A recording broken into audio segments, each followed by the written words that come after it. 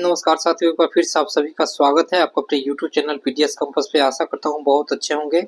आप सभी ने बहुत ज़्यादा प्यार दिया हमारे चैनल को, इसलिए हम कंटिन्यू वीडियो ला रहे हैं। देखिए, बिहार स्पेशल का जो हम लोग डेली होमवर्क डालते हैं रात को, लगभग अब खत्म है। 1 से 2 दिन में आपका बिहार स्पेशल खत्म हो जाएगा। लेकिन प्राचीन का इतिहास के बारे में हम बोले थे आपको, प्राचीन इतिहास का एक वीडियो बना दिए थे जिसमें इंपॉर्टेंट फैक्ट आपको जो जो याद करना था वही हम बताए थे, जो कि हमारे यूट्यूब चैनल पर आपको वीडियो मिल जाएगा। और ये जो वीडियो है मध्यकालीन और आपका आधुनिक इतिहास, ठीक है, मध्यकालीन और आधुनिक इतिहास का, इस दोनों का आपको हम वीडियो बना रहे हैं। इंपॉर्टेंट फैक्ट, सिर्फ आपको क्या याद रखना है और क्या छोड़ना है वो हम बताएंगे इसमें आपको। आप नोट डाउन कर लीजिएगा, चाहे आप नोट्स से ही उसको आप वहाँ पे निकलवा के उसको कलर कर लीजिएगा। क्या क्या पॉइंट आपको याद रखना है वही हम बताएंगे, ठीक है। तो वीडियो पे जुड़ जाइए और शेयर कीजिए ताकि दूसरे को हेल्प हो, ठीक है। क्योंकि बिहार स्पेशल से 12-13 क्वेश्चन आपको पूछा जाता है। हम लोग अपने सीरीज चलाते हैं, जो भी चीज का कंप्लीट सिलेबस के अनुसार चलाते हैं, ठीक है। एक बार जुड़ करके देखिए, आपको फायदा मिलेगा। तो चलिए स्टार्ट करते हैं। मध्यकालीन बिहार। मध्यकालीन बिहार में बात करते हैं, तुर्क शासन बिहार में था, स्थानीय कर्नाटक वंश की था, अफगान आपका बिहार में था, शेरशाह सूरी, सल्तनत काल था बिहार में, मुगल काल था बिहार में। इसमें सबसे इंपॉर्टेंट हो जाता है शेरशाह सूरी के बारे में, ठीक है। चलिए कुछ कुछ हम देख लेते हैं। आपको क्या क्या याद रखना है वही हम बता दे रहे हैं आपको। देखिए, तुर्क शासन में बिहार में जो था, तुर्क शासक एक था बख्तियार खिलजी। इसका नाम रखिएगा, क्या नाम रखिएगा? बख्तियार खिलजी। इसके बारे में 2-3 पॉइंट आपको बहुत महत्वपूर्ण होता है। क्या क्या? बिहार में तुर्क सत्ता स्थापना वास्तविक श्रेय बख्तियार खिलजी को जाता है, ठीक है। बख्तियार खिलजी जो था कुतुबुद्दीन ऐबक का दास था। कुतुबुद्दीन ऐबक जब दिल्ली में सल्तनत काल में दिल्ली में जब शासन करता था, तो उसका क्या था, ये एक नौकर था। कौन? बख्तियार खिलजी। वो कहाँ पे राज करता था? आपका बिहार में वो राज करता था। बख्तियार खिलजी का आक्रमण के समय बिहार में छोटे छोटे शासक था, जिसमें था कर्नाटक वंश भी। आप एक पॉइंट याद रखिएगा कि तुर्क शासक जब था उस समय बिहार में एक और कौन सा वंश था? कर्नाटक वंश। आप ये याद रख सकते हैं, नहीं भी रखेंगे उतना दिक्कत नहीं है। बख्तियार खिलजी की पहले महत्वपूर्ण सफलता कौन सी थी? उदंतपुरी बिहार। उदंतपुरी बिहार जो थी, बिहार शरीफ में ये स्थित है उदंतपुरी। 1198 में उसको ध्वस्त किया था, ठीक है। बख्तियार खिलजी की एक सबसे महत्वपूर्ण कार्य है, बख्तियार खिलजी ने उदंतपुरी शासन नालंदा और विक्रमशिला विश्वविद्यालय को भी नष्ट किया था। सबसे बड़ी बात याद रखेगा, क्वेश्चन बार बार पूछा जाता है, नालंदा विश्वविद्यालय को आग किसने लगाई पुस्तकालय में, उसको ध्वस्त किसने किया? तो कौन किया था? बख्तियार खिलजी। याद रखिएगा नाम, बख्तियार खिलजी याद रखिएगा हमेशा। इन विश्वविद्यालय में उसने आग लगवा दिया था, ठीक है। कहा जाता है नालंदा विश्वविद्यालय में 6 मंथ तक पुस्तकालय में पुस्तक जलते रहे थे, ठीक है ना। चलिए नेक्स्ट बढ़ते हैं। बख्तियार खिलजी ने, ये तो पढ़ लिया है, उसने 1203 से 4 में नदिया बंगाल पर चढ़ाई की, जो सेन वंश की राजधानी थी। उसमें सेन वंश का शासक लक्ष्मण सेन था। एक पॉइंट ये याद रखिएगा, सेन वंश का संस्थापक कौन था, शासक कौन था मेन रूप से? तो लक्ष्मण सेन आप याद रखिएगा बस, और कुछ नहीं आपको याद रखना है।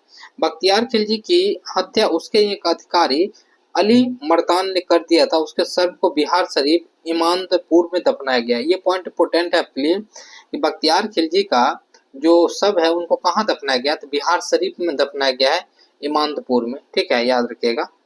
चलिए नेक्स्ट बढ़ते हैं। एक और जो वंश था जिसका नाम था कर्नाटक वंश, कर्नाट वंश, उसके बारे में हम लोग देखते हैं। मिथिला के कर्नाट वंश, मिथिला जो क्षेत्र था वो पाल वंश के पतन के दौर में तिरहुत मिथिला में कर्नाट वंश का उदय हुआ था। कर्नाट वंश का संस्थापक कौन था? न्यायदेव था। ये मोस्ट वीवीआई पॉइंट है आपका, ये क्वेश्चन पूछा गया है पहले भी। कर्नाट वंश का संस्थापक कौन था? तो न्यायदेव, याद रखिएगा न्यायदेव, न्यायदेव। चलिए नेक्स्ट बढ़ते हैं। कर्नाट वंश की राजधानी क्या थी? सिमरावगढ़, सिमरावगढ़ जो अभी नेपाल में है। देखिए कर्नाटक वंश, मिथिला वाला क्षेत्र कहाँ था हम आपको मैप में दिखाते हैं। ये बिहार का मैप है जैसे, ठीक है, बिहार का मैप है। ये वाला भाग देख रहे हैं, ये वाला, यहीं पर कर्नाटक वंश वगैरह, ये आपका नेपाल से टच करता है, ठीक है ना। बख्तियार खिलजी के बिहार अभियान के समय कर्नाटक वंश का शासक नरसिंह देव थे। नरजिरान भेंट देकर सहयोग किया था, क्योंकि कर्नाटक वंश का सेन वंश से संघर्ष चलता था।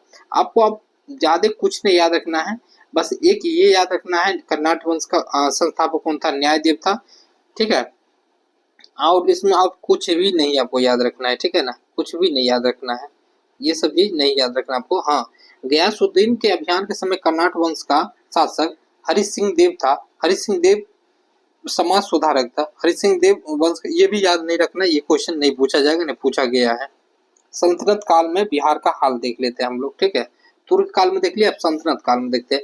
दिल्ली के सुल्तान एवं बंगाल के शासक के बीच होने वाले संघर्ष में बिहार लंबे समय तक युद्ध का अखाड़ा बना रहा था। एक तो दिल्ली के सुल्तान थे और बंगाल के शासक थे। देखिए क्या हुआ था, आपको हम बताते हैं। ये बंगाल वाला क्षेत्र एक अलग था और दिल्ली वाला क्षेत्र अलग था, दोनों में बहुत युद्ध हुआ, बीच में बिहार पिसता रहा था हमेशा, ठीक है। इल्तुतमिश दिल्ली सल्तनत का पहला सुल्तान था जिसने बिहार पर अभियान किया था। 1225 में बंगाल और बिहार पर अधिकार किया था, परंतु उसके उत्तराधिकार समय खत्म हो गया था। आपको एक ये पॉइंट याद रखना है कि दिल्ली सल्तनत का कौन पहला सुल्तान था जिसने बिहार पर अभियान किया था, तो इल्तुतमिश, याद रखेगा इल्तुतमिश, ठीक है। तुगलक काल में बिहार पर सुल्तानों का वास्तविक नियंत्रण 1324-25 में गयासुद्दीन तुगलक ने कर्नाट वंश पर विजय प्राप्त किया था, ठीक है। ये भी पॉइंट याद रखिएगा, पहली बार किस वंश ने विजय प्राप्त किया था, तो तुगलक वंश ने किया था, ठीक है ना, गयासुद्दीन तुगलक। फिरोज शाह तुगलक ने भी अपने बंगाल अभियान के समय बिहार आया था। पटना और गया से उसके अभिलेख प्राप्त हुए। राजगीर के जैन मंदिर के अभिलेखों से उन्हें अनुदान देने का प्रमाण प्राप्त हुआ है। आप ये पॉइंट लिख सकते हैं, ऐसे कौन सल्तनत काल में मतलब शासक था जिसने अनुदान दिया था, तो अनुदान कौन थे, फिरोज शाह तुगलक। अच्छा, फिरोज शाह तुगलक एक बात और याद रखिएगा, ब्राह्मण पर बच्चे पर जजिया कर लगाने वाले कौन थे, आपका फिरोज शाह तुगलक थे। चलिए नेक्स्ट बढ़ते हैं। बिहार काल में बिहार की राजधानी कहाँ थी, तो बिहार शरीफ थी, ठीक, माफ कीजिएगा, तुगलक काल में बिहार की राजधानी कहाँ थी, बिहार शरीफ थी। आप याद रखिएगा, बिहार शरीफ नगर बौद्ध धर्म का प्रमुख केंद्र उस समय हुआ करता था, इसलिए बख्तियार खिलजी ने सबको खत्म कर दिया था। तुगलक काल में बिहार के प्रशासकों में सबसे महत्वपूर्ण नाम मलिक इब्राहिम है, जो मलिक बयां कहलाते थे। इनका मकबरा बिहार शरीफ के पहाड़ी में स्थित है, ठीक है ना। ये पॉइंट सब देखिए बहुत ज्यादा डीप में जाएगा तब क्वेश्चन पूछेगा, ये सब क्वेश्चन आप लोग से नहीं पूछा जाएगा, फिर भी एक पॉइंट याद रखिएगा। 13वीं शताब्दी में मिनहाज की रचना तबकाते नासरी में बिहार की नाम उल्लेख किया गया। मोस्ट भी पॉइंट है, जब बुक की बात आती है रचना की तो उसको याद कर लिया कीजिए, ठीक है ना। चलिए अब अफगान के समय बिहार का हाल देखते हैं। सिकंदर लोदी 1495-96 में दरिया खान नुहानी को बिहार में शासक राज्यपाल नियुक्त किया गया। इब्राहिम लोदी की मृत्यु के बाद दरिया खान नुहानी का पुत्र बहार खान नुहानी स्वतंत्र सत्ता घोषणा की। दूसरी अफगान महमूद लोदी बाबर से बचने के लिए बिहार आ गया था। ये सब पॉइंट आपको कुछ भी नहीं याद रखना है, ठीक है ना। बाबर ने 1529 में घाघरा के युद्ध में बिहार के इन अफगानों को पराजित कर दिया था। घाघरा युद्ध के बाद बिहार में शेर शाह का नेतृत्व अफगान को उदय हुआ। ऊपर वाला ये सब पॉइंट आपको नहीं याद रखना है, ये सब पॉइंट नहीं याद रखना है, ठीक है। हम बताते हैं आपको क्या याद रखना है, ये याद रखना है। शेर शाह सूरी के बारे में हर एक पॉइंट आपको याद रखना है, यहाँ से क्वेश्चन बनेगा। शेर शाह सूरी का जन्म 1486 में हुआ था। उसके पिता का नाम क्या था, हसन खां, जो सासाराम के क्या थे, जागीरदार थे। सासाराम के क्या थे, जागीरदार। शेर शाह के बचपन का नाम क्या था, फरीद खां। ये भी पॉइंट याद रखिए, इनके बारे में अधिकतर पॉइंट आपको याद रखना है। बहार खां नुहानी शेर खां की उपाधि दी थी। फरीद खां को शेर खां को, देखिए आपसे पूछा जाएगा कि फरीद खां जो था शेर शाह सूरी का, फरीद खां को शेर शाह की उपाधि किसने दिया था, बहार खान नुहानी, याद रखिएगा। शेर खां ने नुहानियों के पतन के बाद बहार खां की विधवा दुदू बेगम से ब्याह कर बिहार क्षेत्र को अपने अधीन कर लिया था। अब देखिए क्या हुआ था, शेर खां जो था नुहानियों के पतन के बाद बहार खां जिन्होंने दिया था इन्हें शेर खां को उपाधि, उनकी विधवा से शादी करके अपना विस्तार कर लिया, ठीक है ना। नेक्स्ट बढ़ते हैं। शेर खां ने 1534 में सूरजगढ़ की लड़ाई में बंगाल को पराजित कर अधिकार कर लिया था। पॉइंट इंपोर्टेंट है लेकिन यहाँ क्वेश्चन वैसे नहीं बना है अभी तक। 1539 में, ये मोस्ट भी पॉइंट है ये वाला, 1539 में चौसा के युद्ध में हुमायूं को पराजित किसने किया था, तो शेर शाह सूरी ने किया था, याद रखिएगा। अच्छा एक बात और आपको बता दें, मुगल जो एम्पायर आपका था 1526 से स्थापित हुआ था, तो यहीं पर आकर के सबसे पहली बार मुगल को एकदम ध्वस्त कर दिया गया था, ठीक है ना। ये फिर आएगा आपको 1555 में ही आएगा लौट के। और आपको एक बात बताते हैं कि यहाँ पर ये जो हुमायूं को पराजित किया था कौन, शेर शाह सूरी, तो शेर शाह सूरी जो था मुगल में ही एक सेनापति का कार्य करता था। ये शेर शाह सूरी जो है मुगल में ही सेनापति का कार्य करता था। जैसे हुमायूं भी कार्य करता था अपने पिता के साथ बाबर के साथ, अब शेर शाह भी कार्य करता था बाबर के साथ। तो बाबर क्या कहता था, हुमायूं को बैठाता था अपने पास, इसका बेटा था यह। तो बाबर कहता था हुमायूं को कि इससे थोड़ा बच के रहा करो शेरशाह से, इसके माथे पे लकीर मैं देख रहा हूँ राजा बनने की। तो ये जो है हुमायूं कहता था "है, ऐसे नहीं होता है", मतलब कि बात को नकार दिया करता था। इसीलिए कहते हैं माता पिता के बात को हमेशा बहुत ध्यान पूर्वक सुना कीजिए, ठीक है। नेक्स्ट बढ़ते हैं।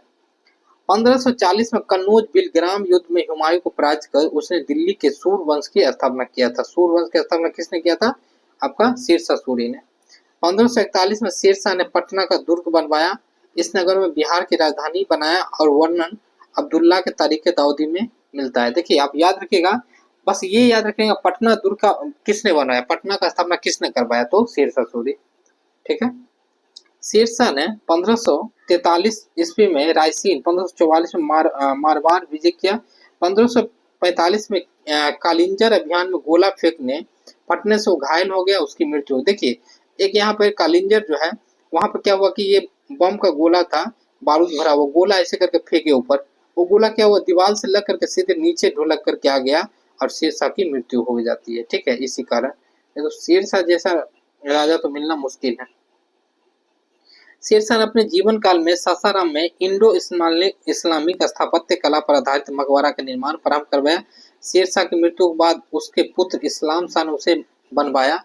कृत्रिम झील के मध्य स्थित यह इमारत आकार में अष्टकोणीय है, यह लाल बलुआ पत्थर से बनाया गया है। ये कहाँ पे स्थित है? तो सासाराम में स्थित है, ठीक है। लाल बलुआ पत्थर से बनाया गया है, ठीक है। चलिए शेरशाह ने बिहार में रोहतास किला बनवाया था, रोहतास किला भी बनवाया था इन्होंने। शेरशाह ने जब्ती प्रणाली चलाई जिसमें भूमि की माप के आधार पर लगान निर्धारण किया जाता था, बाद में से अकबर ने अपनाया। आप देख सकते हैं शेरशाह सूरी ने इतना अच्छा काम करके गया कि बाद में अकबर जो है ना, मतलब उनके किए हुए कामों को सबको अपनाने लगे धीरे धीरे अकबर, ठीक है। याद रखिएगा शेरशाह सूरी ने इतना अच्छा। चलिए अब हम लोग नेक्स्ट देखते हैं। शेरशाह का शासन सुव्यवस्थित शासन प्रणाली के प्रसिद्ध था। उसने संघ व्यवस्था, डाक व्यवस्था, सैन्य व्यवस्था, राजस्व व्यवस्था, व्यापार सुधार आदि किए थे। शेरशाह के बाद उसका पुत्र जलाल लखा इस्लाम शाह की उपाधि गद्दी पर बैठा। बाद में सूर्यवंश 3 भागों में बट गया। 1555 में मच्छीवाड़ और सरहिंद के युद्ध में हुमायूं ने सिकंदर सूरी को पराजित कर सूर्यवंश का अंत कर दिया था। आपको एक पॉइंट ये याद रखना है कि डाक व्यवस्था जो है, जैसे राजस्व व्यवस्था, सैन्य व्यवस्था, ये सब किसने व्यवस्था जारी किया था? तो शेरशाह सूरी। बस ये पॉइंट याद रखिए, क्वेश्चन बन जाएगा। और एक चीज और याद रखिए, 1555 में मच्छीवाड़ा और सरहिंद की युद्ध, ये याद रखिएगा। इसमें फिर से हुमायूं आ जाता है। नेक्स्ट बढ़ते हैं। मुगल काल में बिहार। शेरशाह सूरी की मृत्यु के बाद कुछ वर्षों तक सूर्यवंश का सत्ता बनी रही, लेकिन 55-56 में मुगल राज की पुनः स्थापना हो गई, हुमायूं आ गया था। दिल्ली में मुगल राज की पुनः स्थापना के समय बिहार में ताज खां करानी के नेतृत्व में एक अफगान राज की गठन हुआ। ताज खां करानी ने अकबर के प्रति सम्मान की नीति अपनाई, लेकिन उसके पुत्र दाऊद खां करानी ने उनका विरोध किया। तो ये सब पॉइंट कुछ नहीं आपको याद रखना है, ठीक है। अकबर ने उसे दंडित करने के लिए स्वयं आक्रमण किया। 1576 में उसने पटना को जीत लिया और दाऊद खां को पटना छोड़कर भागा पड़ा। दाऊद खां बिहार का अंतिम अफगान शासक था, ये याद रख सकते हैं, दाऊद खां बिहार का अंतिम अफगान शासक था, ठीक है। 1580 में बिहार को मुगलों द्वारा एक सूबा प्रांत दर्जा दिया गया। अकबर द्वारा मुनीम खान को बिहार का गवर्नर बनाया गया। अकबर के समय राजा मान सिंह को अकबर का प्रजापति प्रांतपति 1887 से 1597 में बनाया गया। मानसिंह समय मुगल साम्राज्य बिहार में काफी मजबूत हो गया। देखिए ये पॉइंट आपको याद रखना है, अकबर द्वारा 1580 में बिहार को मुगल का एक सूबा प्रांत बनाया गया। ये पॉइंट आपको याद रखना है, ये इंपोर्टेंट पॉइंट है आपके लिए, ठीक है। बाकी नहीं याद रखना है आपको, बाकी कुछ भी नहीं याद रखना है इसमें आपको, ठीक है। हाँ, हम एक पॉइंट और बता रहे हैं आपको, देखिए एक ये पॉइंट याद रखिए आप। जैसे औरंगजेब ने अपने प्रिय पुत्र राजकुमार अजीम को 1702 में बिहार का प्रजापति सूबेदार नियुक्त किया। अजीम ने पटना का नाम अजीमाबाद कर सौंदर्यीकरण कराया था। तो आपसे पूछा जाएगा पटना का नाम अजीमाबाद कब हुआ था? तो 1702 में। किसने कराया था? तो अजीम द्वारा कराया गया था, राजकुमार अजीम के द्वारा, ठीक है ना। नेक्स्ट बढ़ते हैं। उत्तर मुगल काल के शासक फर्रुखसियर 1713 में पटना में अपना औपचारिक राज्याभिषेक कराया था। वह अपना मुगल सम्राट था जिसका राज्याभिषेक बिहार में हुआ था। शाह आलम द्वितीय का भी विद्युत राज्याभिषेक 1661 में। आपको याद रखना है, ऐसा मुगल काल का कौन सा शासक था जिसका राज्याभिषेक पटना में हुआ था? फर्रुखसियर, याद रखिएगा, फर्रुखसियर। फर्रुखसियर को जो है घिरनीत कायर भी कहा जाता है, याद रखिएगा, घिरनीत कायर भी कहा जाता है। औरंगजेब की मृत्यु 1707 के बाद कमजोर हो गई, बिहार बंगाल के भाग बन गया था, ठीक है ना। बिहार पे मुंशी कुली खां वगैरह जो है बिहार पे अधिकार कर, ये सब पॉइंट आपको याद नहीं रखना है कुछ भी। आप सिख धर्म के बारे में देखते हैं, मोस्ट वीवीआई पॉइंट है, क्योंकि देखिए सिख का क्या हुआ है कि सिख धर्म के जो भी लोग हैं वो बिहार से बहुत महत्वपूर्ण है, क्योंकि गुरु गोविंद सिंह जी का जन्म बिहार में हुआ है। सिख धर्म और बिहार, सिख धर्म के संस्थापक गुरु नानक थे, जो कि तलमंडी में जिनका जन्म हुआ था। उन्होंने बिहार में गया, राजगीर, पटना, मुंगेर, भागलपुर आदि की यात्रा किए थे। सिख धर्म के 9वें गुरु तेग बहादुर भी सासाराम गया होते हुए पटना आए थे। यहाँ पे वो अपनी पत्नी गुजरी देवी को छोड़ गए थे, जो मां बनने वाली थी। वह पटना में गुरु गोविंद सिंह को जन्म दिया था, याद रखिएगा। तो गुरु गोविंद सिंह जी जो है उनकी मम्मी का नाम क्या था? गुजरी देवी। इनके पिता का नाम क्या था? गुरु तेग बहादुर, ठीक है। 9वें गुरु गुरु तेग बहादुर। इन्हीं की हत्या जो है औरंगजेब ने करवा दिए थे। गुरु तेग बहादुर का हत्या करवाए थे औरंगजेब ने, याद रखिएगा। सिख धर्म के 10वें एवं अंतिम गुरु कौन बने? गुरु गोविंद सिंह। जन्म पटना में 26 दिसंबर 1666 को हुआ था, याद रखिएगा। ये इंपोर्टेंट फैक्ट सब है। गुरु गोविंद सिंह 1676 में 10वें गुरु बने तथा 1699 में उन्होंने खालसा पंथ की स्थापना किया था। तख्त श्री हरमिंदर पटना साहिब सिख धर्म का प्रमुख तीर्थ स्थल है, जिसका निर्माण महाराजा रंजीत सिंह ने करवाया था, याद रखिएगा। मोस्ट इंपोर्टेंट पॉइंट है। हरमिंदर पटना साहिब का स्थापना किसके द्वारा हुआ था? महाराजा रंजीत सिंह जी के द्वारा। चलिए अब देखिए दोस्तों, जो जो पॉइंट हमको इम्पोर्टेंट लगा था मध्यकालीन में हम देख लिए। अब आते हैं आधुनिक में। आधुनिक में भी इम्पोर्टेंट फैक्ट हम देखेंगे, ठीक है। और इतना यकीन आपको दिलाते हैं कि जो भी पॉइंट हम लोग देखेंगे उससे बाहर क्वेश्चन नहीं आएगा आपका, ठीक है। अब देखिए आधुनिक भारत में देखते हैं क्या क्या हमको पढ़ना है। आधुनिक बिहार, यूरोपियों का आगमन, जनजातीय 1857 की क्रांति, राष्ट्रीय आंदोलन, बिहार पृथक बिहार का गठन, ठीक है। पहले देखते हैं यूरोपीय का आगमन बिहार में। तो बिहार में प्रथम पुर्तगाली आए थे। हुगली से पटना नाव द्वारा व्यापार करते हुए पटना से सोरा, सूती वस्त्र, चीनी मिट्टी, बर्तन, मसाले प्राप्त किए थे। आपसे क्वेश्चन पूछा जाएगा कि सोरा का व्यापार पुर्तगाली द्वारा, सोरा, सूती वस्त्र और ये सब चीनी मिट्टी का व्यापार कहाँ से किया जाता था? क्या याद रखिएगा? बिहार। आपसे क्वेश्चन ऐसे ही पूछा जाएगा कि सोरा, इंपोर्टेंट रखिएगा, पहला नंबर सोरा ही है। बिहार से ज्यादातर सोरा का व्यापार होता था। सोरा, सूती वस्त्र और चीनी मिट्टी व्यापार कहाँ से करते थे? तो बिहार से बोलिएगा। अच्छा, दूसरा फैक्ट ये इंपोर्टेंट है। 1632 में पटना में पटना कॉलेज के उत्तरी इमारत अभी भी है। डचों ने अपना व्यापारिक केंद्र स्थापित किया था। डचों की अभिरुचि सूती वस्त्र, सोरा आदि में था। बिहार से जो भी लोग व्यापार करेगा सोरा जरूर रहेगा, याद रखिएगा। तो ये क्वेश्चन बीपीएससी भी पूछा है कि 1632 में किस कंपनी ने पटना में अपनी व्यापारिक कोठी स्थापित की थी? तो डच, क्या हो जाएगा? डचों द्वारा किया गया था, डचों द्वारा। नेक्स्ट बढ़ते हैं। अंग्रेजों ने 1620 में पटना के आलमगंज में अपना व्यापारिक केंद्र स्थापित किया, लेकिन वह 1621 में बंद हो गई। उसने व्यापारिक केंद्र स्थापित करने वास्तविक असफलता 1651 में मिली थी, ठीक है। अंग्रेज यात्री पीटर मुंडी 1632 में बिहार आया था। उसने यहाँ व्यापार संभावनाएं देखी तथा डच कंपनी को अपना व्यापार का मुख्य करते हुए देखा था। डच कंपनी को 1632 में व्यापार करते हुए देखा था कौन?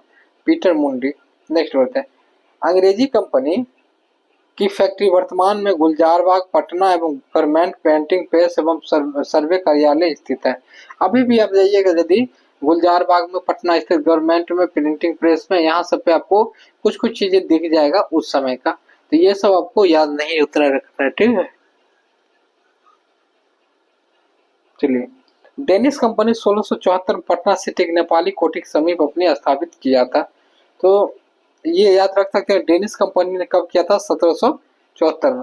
मुगल शासक फर्रुखसियर 1717 में अंग्रेजों को भारत में कहीं भी व्यापार करने और सिक्के प्रयोग करने की मान्यता थी। इस घोषणा को ईस्ट इंडिया कंपनी का मेग्ना कार्टा कहा जाता है।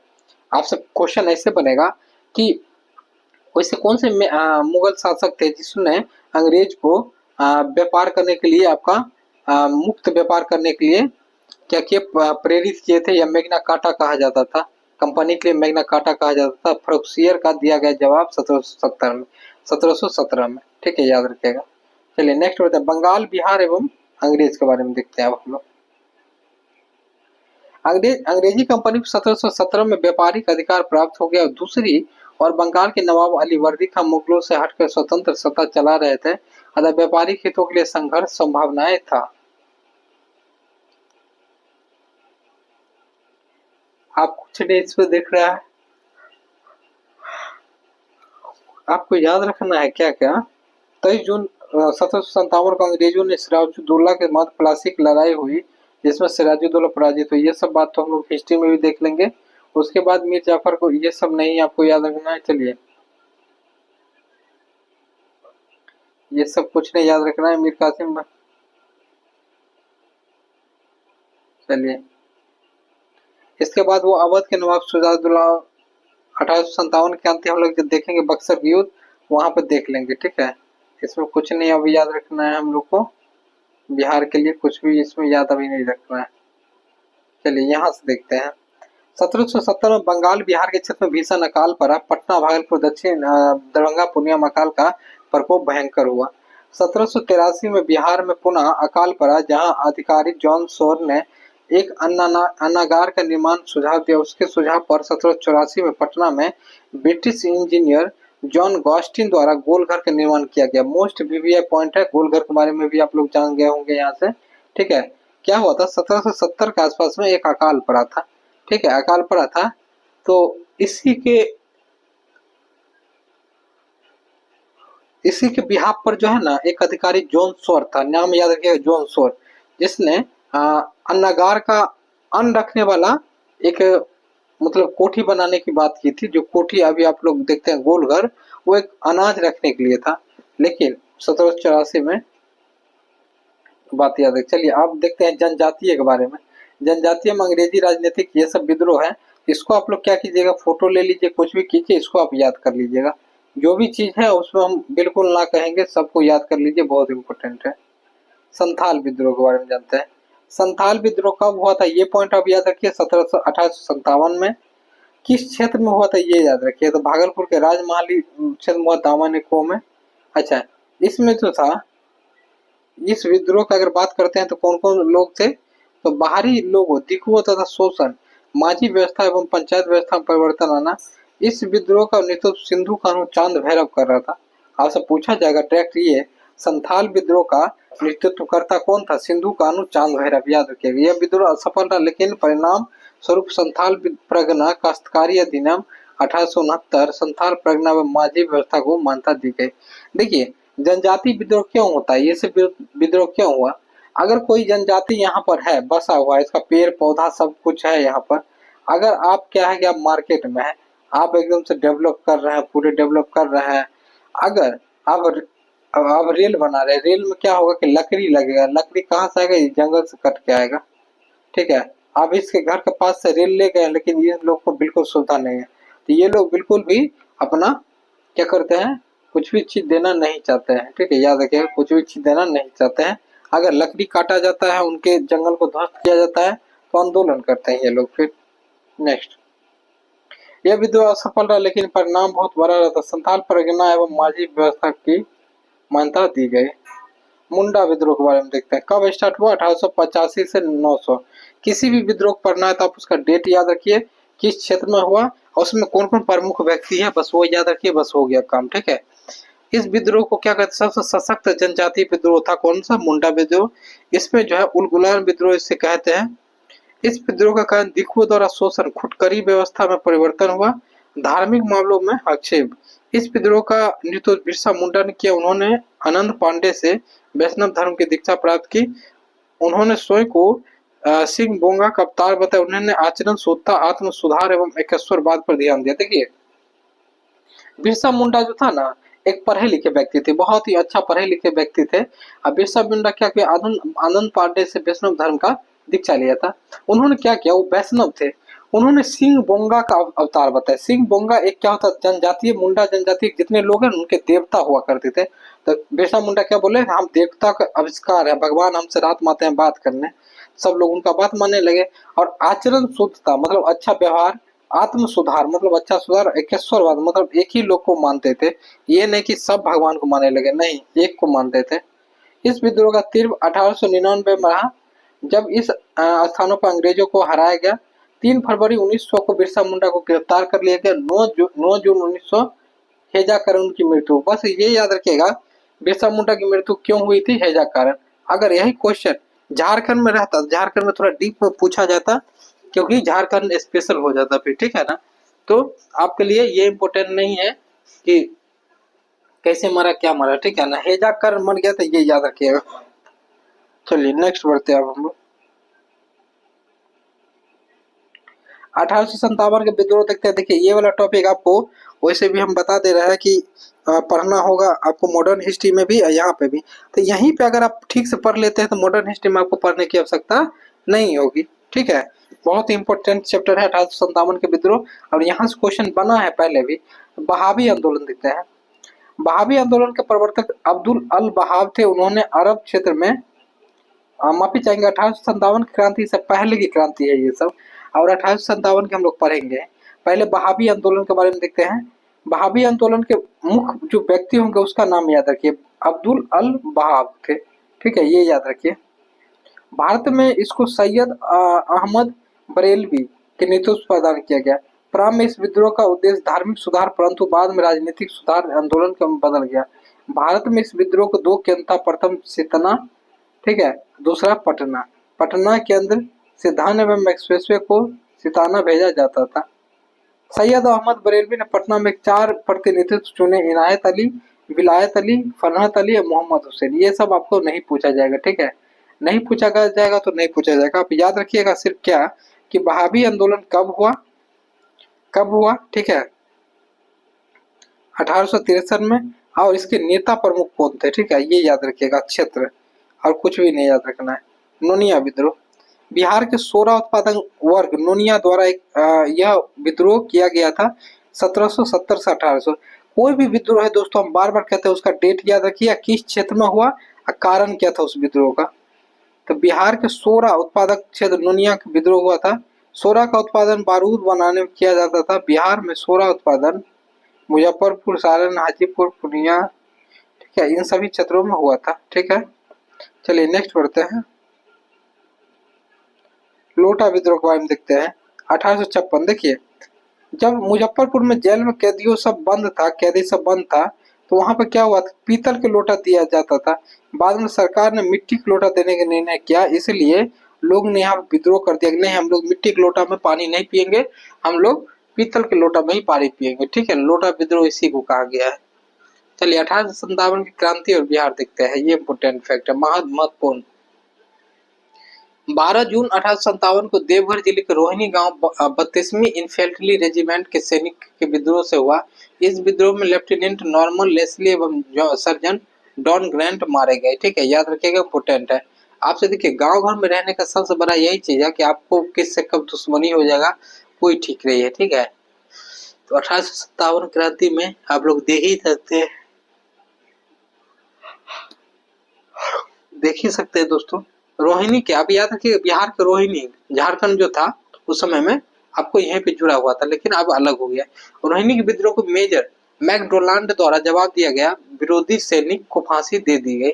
पटना में विद्रोह के नेतृत्व 3 जुलाई को पटना सिटी के पुस्तक विक्रेता पीर अली ने किया था। विद्रोह में अफीम एजेंट डॉक्टर आर लॉयल द्वारा मारे गए थे। कमिश्नर टेलर ने विद्रोह को दबा दिया और पीर अली सहित 17 व्यक्तियों को फांसी दे दी गई।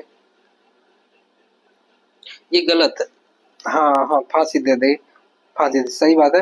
देखिए पीर अली में अभी एक पार्क है, जहाँ पे जाइएगा, पटना गांधी मैदान से आगे जाइएगा, और जहाँ पे आपका क्या कलेक्टरी ऑफिस है ना, कलेक्टरी ऑफिस के जस्ट बगल में देखिएगा, इधर कोना पे चिल्ड्रन पार्क है, पीर अली पुस्तक भंडार वहीं पर था, ठीक है, याद रखिएगा। चलिए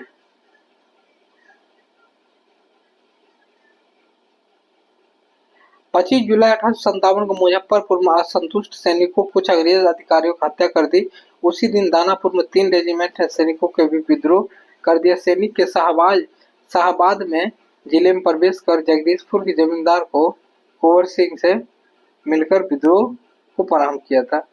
30 जुलाई को समाप्त करने वाली तत्कालीन सारण, ये सब आपको याद नहीं रखना है, ये सब याद नहीं रखना है, कुछ भी नहीं रखना है, हम जो बोले वही बस आप याद रखिए। अच्छा ये याद है, जगदीशपुर के जमींदार बाबू कुंवर ने बिहार में हुए 1857 की क्रांति का नेतृत्व किया था। मोस्ट वीवीआई पॉइंट है, याद रख लीजिएगा, चाहे लिख लीजिएगा। 1857 के क्रांति का नेतृत्व किसने किया था? तो वीर कुंवर सिंह ने किया था, ठीक है ना, याद रखिएगा। उन्होंने कमिश्नर टेलर को पटना में भेंट के लिए निमंत्रण दिया था, और अगर मौलवी अहमदुल्ला के साथ हुए विश्वासघात से समझने के लिए उन्होंने 4 सैनिकों के साथ विद्रोह स्टार्ट किया था। उन्होंने जगदीशपुर में बंदूक एवं गोला बारूद बनाने का कारखाना स्थापित किया था, ठीक है। आरा पर एकाधिकार कर लिया था। कौन? वीर कुंवर सिंह। क्या किए थे? तो वहां पे गोला बारूद बम बनाना स्टार्ट भी कर दिए थे, ठीक है ना। चलिए नेक्स्ट पढ़ते हैं हम लोग।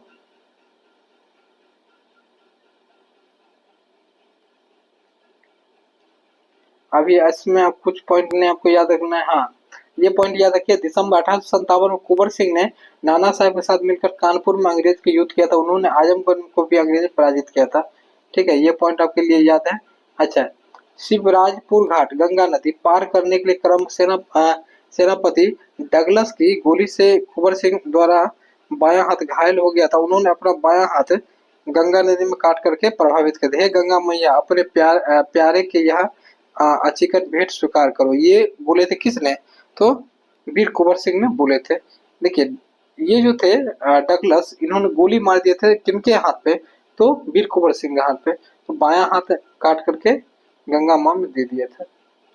23 अप्रैल 1858 को कैप्टन ली ग्रांट के नेतृत्व में आई ब्रिटिश सेना को कुंवर सिंह ने बुरी तरह पराजित किया था। 26 अप्रैल 1857 कुंवर सिंह की मृत्यु हो गई थी। ये डेट याद रखिएगा, मोस्ट वीवीआई है, बीपीएससी में पूछ लिया गया है डेट को। वीर कुंवर सिंह की मृत्यु के बाद उसके छोटे भाई जो था अमर सिंह, उन्होंने क्या किया था? नेतृत्व किया था, ठीक है। जबकि दूसरे भाई हरिकिशन सिंह ने उनको पूर्ण सहयोग दिया था। अमर सिंह ने कैमूर के पहाड़ियों में मोर्चाबंदी सरकार के विरुद्ध संघर्ष में जारी रखा था, ठीक है।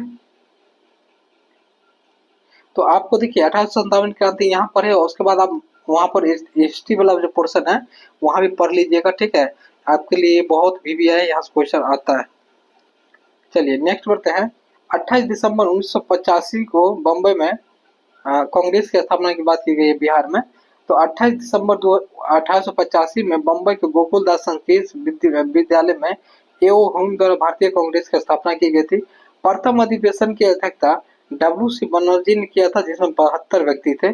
प्रतिनिधित्व में भाग लेने वाले बिहार में कोई प्रतिनिधित्व शामिल नहीं थे। आपसे पूछा जाएगा प्रथम बार जो कांग्रेस की स्थापना हुई थी उसमें बिहार के एक भी व्यक्ति थे? नहीं, बिल्कुल नहीं थे। कांग्रेस के दूसरे अधिवेशन बिहार के 31 व्यक्ति ने भाग लिया था। दूसरे में बिहार में कौन कौन सा अधिवेशन हुआ है कांग्रेस का, ये देख लीजिए। एक अधिवेशन 27वां हुआ है 1912 में, जो कि बांकीपुर पटना में हुआ है। R.N. मधुकर जो है इनके अध्यक्ष थे। एक 37वां हुआ है 1922 में आपका गया में, जिसमें चितरंजन दास क्या थे आपका, इसमें अध्यक्ष थे। एक और हुआ है 54वां अधिवेशन आपका 1940 में रामगढ़ झारखंड में, मौलाना अबुल कलाम आजाद, ठीक है, याद रखिएगा। चलिए नेक्स्ट पढ़ते हैं।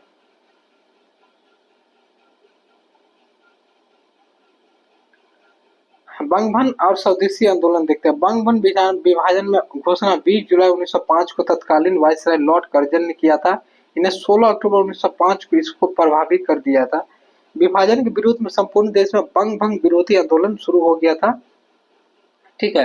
दरभंगा में रक्षाबंधन त्योहार मनाया गया था। बंगाल में भी रक्षाबंधन मनाया था। विरोध को सशक्त बनाने के लिए बिहारी स्टूडेंट कॉन्फ्रेंस की स्थापना 1906 में की गई। बंगाल विभाजन को 12 दिसंबर 1911 ईस्वी को रद्द कर दिया गया, ठीक है। चलिए मुजफ्फरपुर बम कांड देखते हैं। मोस्ट वीवीआई है 1908 में। मुजफ्फरपुर में 30 अप्रैल 1908 को खुदीराम बोस और प्रतिफुल चाकी ने जब किस फोर्ट की हत्या करने का प्रयास किया था, उन्होंने गाड़ी पर बम फेंका, लेकिन गाड़ी में पिंगले केनेडी की पत्नी और पुत्री थी। बम कांड में उनकी मृत्यु हो गई। देखिए खुदीराम बोस जो थे उन्होंने प्लान ये बनाया था कि ये जो किंग्स फोर्ट जो है उनकी हत्या कर दी जाए, लेकिन गलती से जो है वो उस दिन उस गाड़ी में नहीं था और पिंगले करेड्डी की पत्नी और उनकी पुत्री थी, तो उनकी हत्या हो गई, ठीक है, भूल से। घटना के बाद दोनों रेलवे लाइन से समस्तीपुर भाग निकले प्रफुल्ल चंद्र चाकी ने गिरफ्तारी से बचने के लिए आत्महत्या कर ली, लेकिन खुदीराम बोस ने फूसा में पकड़े गए थे। खुदीराम बोस को 18 वर्ष की आयु में 11 अगस्त 1908 को फांसी पे चढ़ा दी गई थी। देखिए ये सब सच्चा देशभक्त था, ठीक है, अपने बारे में बिल्कुल भी नहीं सोचा 1% भी। नेक्स्ट बढ़ते हैं, होम रूल आंदोलन और बिहार। 1916 में एनी बेसेंट में नेतृत्व में मद्रास बंगाल तिलक के नेतृत्व में पूना में होम रूल लीग की स्थापना की गई। बिहार में 16 दिसंबर 1916 को मौलाना मजरूल हक की अध्यक्षता में होम रूल लीग की शाखा की स्थापना की गई। खां बहादुर सरफराज हुसैन खां एवं राय बहादुर पूर्वेंद्र नारायण सिन्हा आपका उपाध्यक्ष तथा चंद्रवंशी सहाय एवं बैजनाथ नारायण सिंह सचिव बने थे। श्रीमती एनी बेसेंट पहली बार 18 अप्रैल 1918 एवं दूसरी बार 25 जुलाई 1918 को पटना आई। उन्होंने होम रूल के विचार से सबको अवगत कराया, ठीक है। इसका उद्देश्य क्या था? उद्देश्य ब्रिटिश साम्राज्य के अधीन रहते हुए संवैधानिक तरीके से स्वयं शासन करना। होम रूल लीग का क्या था कि हम लोग उसके अधीन ही रहेंगे, लेकिन हम लोग अपने स्वतंत्र रूप से शासन करेंगे। चंपारण सत्याग्रह मोस्ट प्रीवियस क्वेश्चन ये पूछा जाता है। चंपारण किसान के लिए 3 कट्ठा प्रणाली प्रचलित थी। उसके तहत किसानों को प्रत्येक 20 कट्ठा में 3 कट्ठा नील की खेती करनी होती थी। दोस्तों हम लोग सुबह को डेली चलाते हैं आपका ज्योग्राफी 10 साढ़े 10 बजे देते हैं, टेलीग्राम पे भी जुड़ जाइएगा। और खत्म हो चुका, अब हिस्ट्री चला रहे हैं डेली सुबह, उसके बाद पॉलिटी, उसके बाद आपका चला रहे हैं आपका शाम को समय में शाम के समय चला रहे हैं दूसरा सब्जेक्ट एक, ठीक है, इकोनॉमिक्स जैसे हो गया। और रात को डेली बिहार स्पेशल। देखिए नील की खेती जो थी आपको 3 कट्ठा में करना ही करना है। इससे क्या होता था कि किसान के खेत में जो है ना उर्वरता कम हो जाता था, पूरे पूरे खेत का रस जो है खत्म कर देता था, ठीक है। इसके कारण किसान भड़क जाते थे, लेकिन जबरदस्ती नील की खेती हो रही थी, तो गांधी जी सबसे पहला सत्याग्रह यही किए थे, याद रखिएगा यही किए थे। नेक्स्ट बढ़ते हैं, इस व्यवस्था के प्रति किसानों में काफी आक्रोश एवं आपका नील की फसल भूमि को बंजर बना रही थी, वहीं आर्थिक रूप से पोषक भी थी। 1916 में कांग्रेस के लखनऊ अधिवेशन में आपका मुरली बड़ावा गांव के राजकुमार शुक्ल ने अपने समस्या पर कांग्रेस नेतृत्व का, ये सब आपको नहीं याद रखना है। राजकुमार शुक्ल ने गांधी जी को बिहार आकर के किसानों की समस्या आमंत्रित करने के लिए कहा था। ये मोस्ट प्रीवियस पॉइंट है। राजकुमार शुक्ल एक ऐसा व्यक्ति था जिन्होंने गांधी जी को ध्यान आकर्षित कहाँ किया था, तो ये चंपारण सत्याग्रह वाला पे। ये क्वेश्चन 20 बार पूछा गया है दरोगा और बीपीएससी में। गांधी जी कलकत्ता से 10 अप्रैल 1917 को पटना पहुंचे तथा 15 अप्रैल 1917 को चंपारण मोतिहारी पहुंचे। उन्होंने प्लांट्स एसोसिएशन के सचिव जे.एम. विल्सन से 5 कार्य में सहयोग करने का निर्देश दिया था, ठीक है। इन्होंने बोला था 5 कार्य करने का निर्देश। चलिए नेक्स्ट बढ़ते हैं, ये सब आप पॉइंट आपको याद नहीं रखना कुछ भी। अच्छा, चंपारण सत्याग्रह में गांधी जी के प्रमुख सहयोगी कौन थे? राजेंद्र प्रसाद, आपका ब्रज किशोर प्रसाद, अनुग्रह नारायण सिंह जिसको एएन कॉलेज जिसके नाम पर है, ठीक है, धरणीधर, मजरूल हक, आपका राजकुमार शुक्ल, आपका रामस्वामी प्रसाद, शंभू शरण, ये सब हो जाएगा, ठीक है। चंपारण सत्याग्रह गांधी जी का भारत में चलाया गया प्रथम सत्याग्रह था जो सफल रहा। चंपारण सत्याग्रह से प्रेरित होकर 29 जून 1919 में मधुबनी जिले के किसानों ने स्वामी विदानंद के नेतृत्व में दरभंगा राज के विरुद्ध आंदोलन किया था। किसके आंदोलन किया था? किसान के लिए, किसान आंदोलन। चलिए नेक्स्ट, किसान सभा 1922-23 में मुंगेर में शाह मोहम्मद जुबेर का अध्यक्षता में किसान सभा का गठन हुआ। श्री कृष्ण सिंह के अध्यक्ष उपाध्यक्ष और सिद्धेश्वरी चौधरी एवं कृष्ण किशोर अब क्या हो जाएगा, तो श्री के सचिव हो जाएंगे। चलिए नेक्स्ट बढ़ते हैं।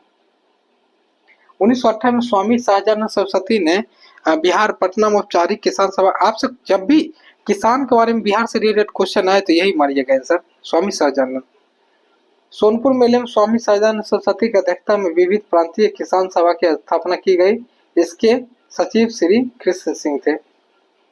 बिहार किसान आंदोलन में आपका कौन कौन व्यक्ति थे?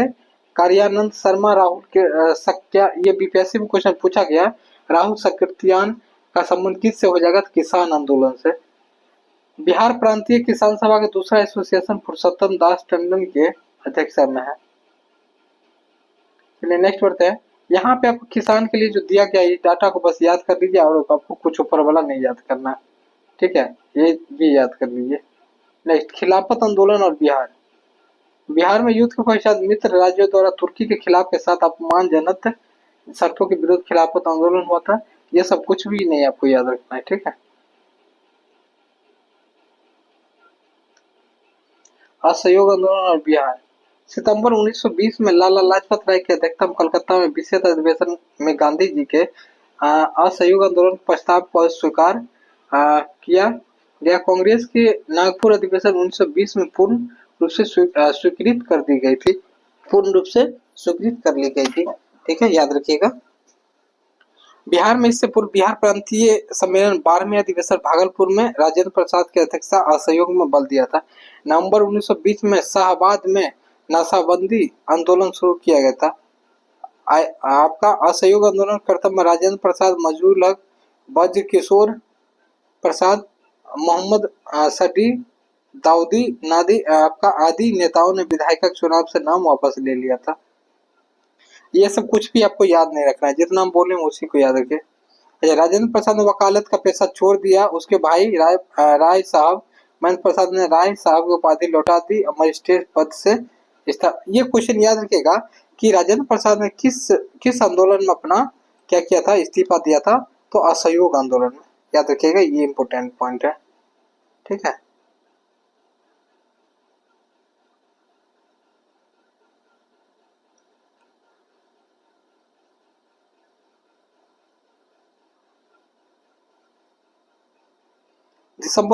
दिसंबर आपका 2021 में 1921 में Yuvraj Singh Prince of Wales का पटना आगमन हुआ था। उस दिन पटना में हड़ताल, ये भी आपको याद नहीं रखना है, ये कि याद रखना है 5 जून 1922 में चोरी चोरा घटना के बाद गांधी जी ने 12 फरवरी 1922 को असहयोग आंदोलन स्थगित कर दिया था। मोस्ट वीवियर पॉइंट है, आप इतिहास में पढ़िए चाहे यहाँ से पढ़िए, याद रखना है। ब्रिटिश सरकार ने असहयोग के लिए मौलाना सज्जाद द्वारा इमारत ए सरिया संस्था का गठन फुलवारी में किया था। चलिए, स्वराज पार्टी की स्थापना और आपका बिहार देख लेते हैं। स्वराज पार्टी जो था, याद रखिएगा, स्वराज पार्टी कांग्रेस का 37वां अधिवेशन 1922 में बिहार में गया में हुआ था। इसके अध्यक्ष देश बंधु चितरंजन दास थे। इस अधिवेशन में कांग्रेस द्वारा विधायिका में भाग लेने के लिए बहिष्कार का निर्णय लिया गया था। याद रखिएगा कि 37वां अधिवेशन कहाँ पे हुआ था? बिहार में हुआ था। बिहार में कहाँ? गया में। इसके अध्यक्ष कौन थे? देश बंधु चितरंजन दास, जो कि सुभाष चंद्र बोस के गुरु भी है, ठीक है, याद रखिएगा। 1922 में चितरंजन दास, मोतीलाल नेहरू आदि विधायिका प्रवेश पक्ष में थे। उन्होंने मिलकर 1923 में स्वराज पार्टी की स्थापना किया था। पूछेगा आपसे, स्वराज पार्टी का गठन किसने किया? चितरंजन दास और मोतीलाल नेहरू, याद रखिएगा। एक तो सुभाष चंद्र बोस के गुरुजी है, एक तो आपका जवाहरलाल नेहरू के पिताजी है। नेक्स्ट, बिहार में फरवरी 1923 में स्वराज पार्टी का गठन श्री कृष्ण सिंह ने किया था। बिहार में स्वराज पार्टी के साथ प्रथम श्री नारायण प्रसाद एवं सचिव अब्दुल बारी थे। साइमन कमीशन देखते हैं। बस आपको ऊपर वाला में क्या पॉइंट याद रखना है, हम बोल ही दिए आपको, ठीक है ना, ये पॉइंट आपको याद रखना है, बाकी कुछ नहीं याद रखना है। चलिए नेक्स्ट पढ़ते हैं, साइमन कमीशन और बिहार। साइमन कमीशन एक भारतीय सदस्य नहीं होने के कारण भारत में इसके आगमन पर विरोध का निर्णय लिया गया। तो साइमन कमीशन में इसका कोई दिक्कत नहीं है, इसको याद नहीं रखिएगा, साइमन कमीशन चलेगा। बिहार सोशलिस्ट पार्टी, ये इम्पोर्टेंट आपके लिए। 1931 में गंगा शरण सिंह, नारायणानंद मिश्रा, राम वृक्ष बेनीपट्टी आदि ने बिहार सोशलिस्ट पार्टी आपका नामक संगठन की स्थापना किया था। बिहार सोशलिस्ट की स्थापना का श्रेय मुख्य रूप से जयप्रकाश नारायण एवं फुलेना प्रसाद वर्मा को जाता है। आपसे पूछ दिया जाएगा कि जयप्रकाश नारायण का संबंध किस पार्टी से? Bihar socialist party. या बिहार सोशलिस्ट पार्टी के संस्थापक कौन है? जय प्रकाश नारायण, याद रखिएगा, इंपोर्टेंट है। 1934 में पटना के अंजुमन इस्लामिया हॉल में बिहार सोशलिस्ट पार्टी की औपचारिक स्थापना हुई थी। इसके अध्यक्ष आपका आचार्य श्री नयन देव और सचिव जयप्रकाश नारायण थे। इन्होंने अन्य सदस्यों में राम वृक्ष बेनीपट्टी, आपका गंगाधर शरण सिन्हा, अब्दुल बारी, योगेंद्र शुक्ल आदि थे। ये सब याद नहीं रखना आपको। सविनय अवज्ञा आंदोलन और बिहार कांग्रेस में लाहौर अधिवेशन 1929 में पूर्ण स्वराज के साथ सचिव सविनय अवज्ञा आंदोलन स्टार्ट हुआ था। ये सब इतिहास में आप लोग देखिएगा। हाँ, गांधी जी 12 मार्च 1930 को दांडी यात्रा आरंभ किए थे। 6 अप्रैल 1930 ईस्वी को दांडी में नमक कानून का उल्लंघन कर सत्याग्रह स्टार्ट किए थे। बिहार में नमक सत्याग्रह आपका 15 अप्रैल को चंपारण में सारण जिला नमकीन मिट्टी से बनाकर किया गया था। ये मोस्ट बीबीए पॉइंट है बीपीएससी के लिए भी कि बिहार में आपका जो नमक सत्याग्रह हुआ था कहाँ हुआ था, तो चंपारण में। चलिए 1930 में स्वदेशी लीग की स्थापना हुई जिसके अध्यक्ष आपका अली इमाम था। चलिए नेक्स्ट बढ़ते हैं। इस आंदोलन के दौरान छपरा जेल के कैदियों ने विदेश वस्तुओं का बहिष्कार किया था, नंगी हड़ताल किया था। आपसे पूछ लिया जाएगा, याद रखिएगा। सविनय अवज्ञा आंदोलन के दौरान बिहार में चौकीदार कर बंद करके आंदोलन चलाया गया। ठीक है, चौकीदारी व्यवस्था।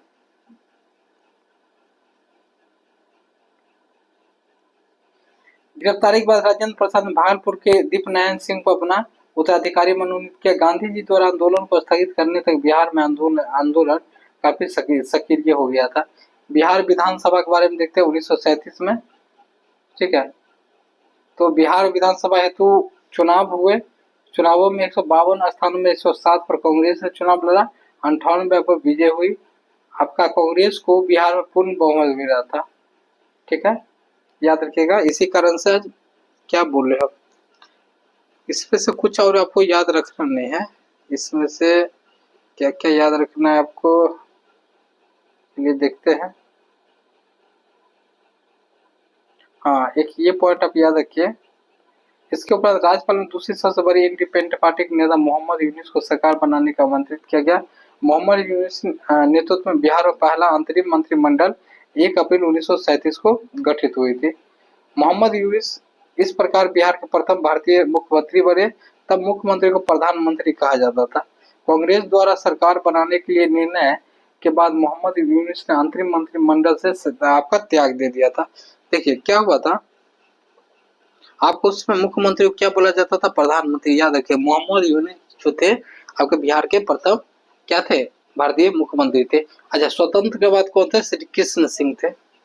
20 जुलाई 1937 को श्री कृष्ण सिंह के नेतृत्व में बिहार का प्रथम कांग्रेस मंत्रिमंडल का गठन हुआ था, प्रथम। चलिए नेक्स्ट बढ़ते हैं हम लोग। श्री कृष्ण सिंह के बिहार के प्रथम कांग्रेसी मुख्यमंत्री बने। रामदयालु सिंह बिहार विधानसभा के प्रथम अध्यक्ष बने। प्रोफेसर अब्दुल बारी बिहार विधानसभा के उपाध्यक्ष निर्वाचित हुए। द्वितीय विश्व युद्ध में भारत को शामिल करने के विरोध में बिहार में श्री कृष्ण सिंह ने 31 अक्टूबर 1939 को त्याग पत्र दे दिया गया था। भारत छोड़ो आंदोलन में बिहार का रोल। क्रिप्स मिशन 8 अगस्त 1942 को भारत छोड़ो आंदोलन, गांधी जी ने नारा इसमें क्या दिया था, करो या मरो का नारा दिया था। याद रखिएगा, आपसे क्वेश्चन पूछ लिया जाएगा, करो या मरो का नारा गांधी जी किस में दिए थे, तो आपका यही वाला हो जाएगा, भारत छोड़ो आंदोलन। 9 अगस्त को कांग्रेस के प्रमुख नेता को गिरफ्तार कर लिया गया था। इसमें राजेंद्र प्रसाद को कहाँ डाला गया था, बांकीपुर जेल में रखा गया था राजेंद्र प्रसाद को। ये पॉइंट आपके लिए मोस्ट वीवीआई याद रखिएगा कि 1942 में जो आपको सभी नेता को पकड़ के रखा गया था सब जगह, उसमें राजेंद्र प्रसाद को बांकीपुर जेल में रखा गया था। नेक्स्ट बोलते हैं, बलदेव शाह ने अंग्रेजों द्वारा कांग्रेस के प्रमुख नेताओं की गिरफ्तारी के विरुद्ध महाधिवक्ता पद से त्याग पत्र दे दिया था। 11 अगस्त 1942 को बिहार के विद्यार्थियों ने सचिवालय भवन के सामने जुलूस के साथ मुख्य इमारत पर झंडा फहराने का प्रयास किया था। पटना के तत्कालीन जिला अधिकारी WG अर्चन के आदेश पर पुलिस ने गोलियां चलाई। 7 छात्र गोलीकांड में शहीद हो गए थे, अनेक छात्र गंभीर रूप से आपको घायल हुए थे। आप लोग देखते होंगे एक झंडा है, सबको ऐसे करते बढ़ते जा रहा है, कोई गिरते गिरते आगे बढ़ रहा है। 7 विद्यार्थी के इसमें मृत्यु हुआ था। याद रखिएगा, ये सब विद्यार्थी के नाम ये सब है, या ये नहीं याद रखिएगा कोई दिक्कत नहीं। चलिए और बढ़ते हैं। एक बिहार शिलान्यास, बिहार के प्रथम राज्यपाल जयराम दास दौलत राम थे, जबकि औपचारिक अनावरण देश का प्रथम राष्ट्रपति आपका डॉक्टर राजेंद्र प्रसाद थे। देखिए बिहार का मुख्यमंत्री आप देख लिए, ये राज्यपाल देख लिए प्रथम, और ये आपका राष्ट्रपति भारत का हो गए। चलिए कुछ और फैक्ट देखते हैं। भारत छोड़ो आंदोलन के दौरान नेपाल में आजाद दस्ता अखिल भारतीय केंद्र संगठित हुआ। इसका गठन सरकार के विरुद्ध तोड़फोड़ की कार्रवाई, संचार साधनों को नष्ट करने का आदेश उद्देश्य से किया गया था। ऐसा नहीं है, ठीक है। चलिए नेक्स्ट बढ़ते हैं हम। अब इसमें कुछ आपको और याद रखना नहीं है। हाँ, ये याद रखना, आजाद दस्ता के संस्थापक कौन थे? तो जयप्रकाश नारायण। अगर पूछ लिया जाएगा कौन थे?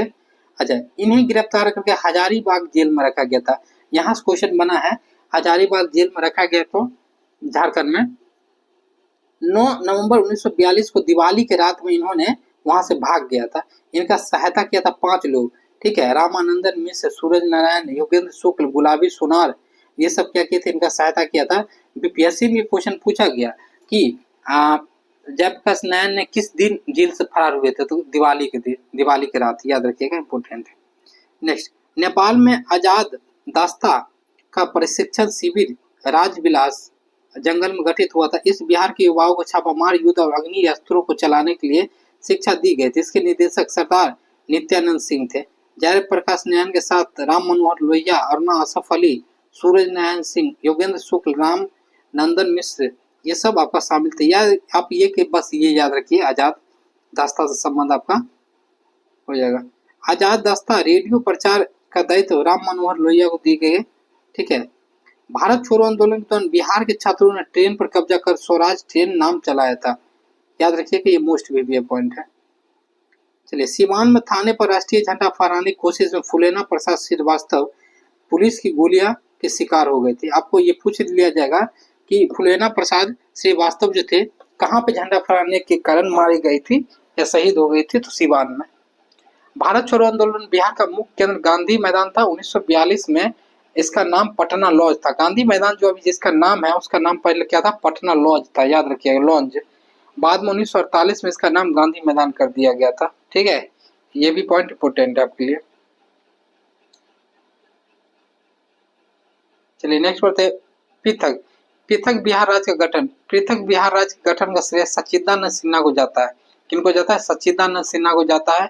उन्होंने महेश नारायण, श्री कृष्ण शाह एवं नंद किशोर लाल के साथ मिलकर 1894 में पटना से बिहार टाइम्स बिहारी समाचार पत्र निकाला, प्रारंभ किया था। आपसे ये भी पूछा जाएगा, ये पत्रिका जो है दोनों किसके द्वारा निकाला जाता था? तो सच्चिदानंद सिन्हा, ठीक है, याद रखिएगा। बिहार टाइम्स के मुख्य संपादक आपका संपादक महेश नारायण थे। इस समाचार पत्र के, माफी चाहेंगे दोस्तों, बिहार टाइम्स का है महेश नारायण। इस समाचार पत्र के पृथक बिहार राज्य के गठन महत्वपूर्ण भूमिका निभाई। 1908 में बिहार प्रदेश कांग्रेस कमेटी का गठन हुआ। बिहार प्रदेश कांग्रेस कमेटी के अध्यक्ष आपका अली हसन इमाम थे। बिहार प्रादेशिक सम्मेलन का प्रथम अधिवेशन 1908 में पटना में होता है। ये सब पॉइंट आपको नहीं याद रखना है, ठीक है, ये सब कुछ नहीं याद रखना है। आधुनिक बिहार से जुड़े अन्य तथ्य देख लेते हैं। जैसे 1937 में मोहम्मद अली जिन्ना ने बिहार का भ्रमण कर मुस्लिम लीग का प्रचार प्रसार किया था। ये सब नहीं याद रखना है, ये सब वैसे ही बकवासबाजी है, ठीक है। आपको ये सब पॉइंट याद रखना ही नहीं है। हाँ, राष्ट्रीय आंदोलन के प्रसार में बिहार के साहित्य का योगदान रहा है। डॉक्टर राजेंद्र प्रसाद ने चंपारण में महात्मा गांधी एवं खादी अर्थशास्त्र पुस्तकों की रचना किया था, याद रखिएगा। जगन्नाथ प्रसाद चौधरी ने भारत की वर्तमान दशा और स्वदेशी आंदोलन की पुस्तक की रचना किया था। यह पूरा राजा साहब ने गांधी टोपी की रचना की थी। श्री कृष्ण सिंह, श्री तेजस्वर प्रसाद ने बिहार स्टूडेंट कॉन्फ्रेंस की स्थापना किया था। राजेंद्र प्रसाद ने छात्रों के साथ मिलकर कोलकाता में सर्वेंट ऑफ इंडिया सोसाइटी की स्थापना किया था। मोस्ट वीवीआई पॉइंट है, इसको लिख लीजिएगा, ठीक है। नेक्स्ट बढ़ते हैं। 1916 में तत्कालीन आपका शिक्षा सदस्य शंकरन नायर ने केंद्रीय विधान परिषद पटना विश्वविद्यालय विधेयक की प्रस्तुत किया था। कुछ घटना यहाँ पर दिया गया है जिसका स्क्रीनशॉट लेकर के आप लोग देख सकते हैं, इंपोर्टेंट है, ठीक है। जितना फैक्ट हम बताएं उसको बस कर लीजिए, वहां से बाहर क्वेश्चन नहीं जाएगा तो नहीं जाएगा, लिख करके रख लीजिएगा, ठीक है, हिस्ट्री में। तो चलिए मिलते हैं नेक्स्ट वीडियो में। अच्छा लगता है शेयर कीजिए, जुड़ जाइए, मिलते हैं नेक्स्ट वीडियो में। जय हिंद साथियों।